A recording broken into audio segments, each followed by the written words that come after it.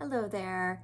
We are continuing our conversation about the American Revolution. And so in the last lecture, you looked at the resistance that built towards the revolution. And in this module, you've got the revolution itself, as well as the consequences, which is the Constitution.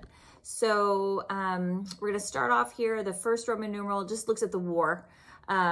The opening shots, even though we don't declare it at Lexington and Concord, and then the spark that gets it going, which is common sense, and then when we declare it with the Declaration of Independence.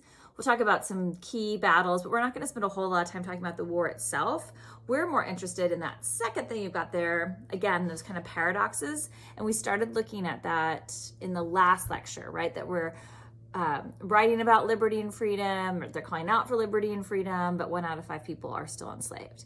So that's what the second part of the outline is really focusing on, is what did the war look like for people of color? We'll talk about African Americans, about Native Americans. We'll look at the experience of women. And then finally there, the experience of those people who stayed loyal to England.